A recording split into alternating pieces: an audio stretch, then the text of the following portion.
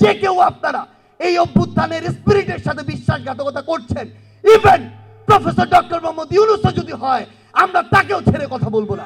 গণঅভ্যুত্থানের বিশ্বাসের সঙ্গে বেইমানি করলে প্রধান উপদেষ্টা ডক্টর মোহাম্মদ ইউনূসকেও ছাড় দেওয়া হবে না বলে মন্তব্য করেছেন জুলাই শহীদ স্মৃতি ফাউন্ডেশনের সাধারণ সম্পাদক ও বৈষম্য বিরোধী ছাত্র আন্দোলনের অন্যতম সমন্বয়ক সার্জিস আলম।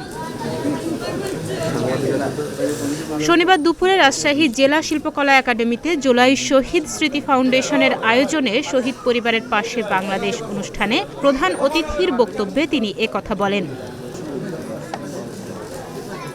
সার্জিস আলম বলেন, আমরা দালাল নই, ক্ষমতা পিপাসু নই।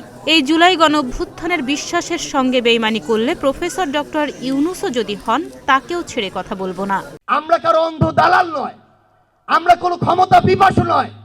বিবেকবোধের জায়গায় যদি আমাদের মনে হয় যে কেউ আপনারা এই অভ্যুত্থানের স্পিরিটের সাথে বিশ্বাসঘাতকতা করছেন, ইভেন প্রফেসর ডক্টর মোহাম্মদ ইউনূসও যদি হয়, আমরা তাকেও ছেড়ে কথা বলবো না।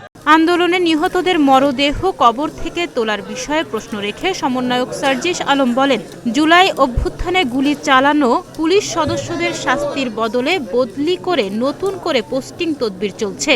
মামলা বাণিজ্যের সঙ্গে বিভিন্ন রাজনৈতিক দলের নেতা ও প্রশাসনের ঊর্ধ্বতন কর্মকর্তারা জড়িত হচ্ছে। শেখ মুজিবের হত্যার বিচারের জন্য কবর থেকে লাশ উত্তোলনের প্রয়োজন না হলে জুলাই আগস্টের শহীদদের লাশ কেন তুলতে হবে? ভারত প্রসঙ্গে সার্জিস আলম বলেন, ভারতের সঙ্গে বাংলাদেশের সম্পর্ক কি হবে তা তাদের কাজের মাধ্যমে নির্ধারিত হবে।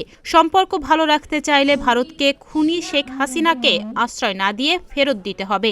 বাংলার মাটিতেই খুনি হাসিনার বিচার হবে। যদি এই বাংলাদেশের সাথে আপনাদের সম্পর্ক স্থাপন করতে চান, খুনি হাসিনাকে বাংলাদেশে ফিরিয়ে দিন। খুনি হাসিনার বিচার এই বাংলাদেশের মানুষ করবে। রাজশাহী বিভাগের 63টি শহীদ পরিবারের মধ্যে 46 পরিবারকে আর্থিক সহায়তা দেওয়া হয় জুলাই শহীদ স্মৃতি ফাউন্ডেশন থেকে। প্রতিটি শহীদ পরিবার থেকে 5 লাখ টাকার চেক দেওয়া হয়।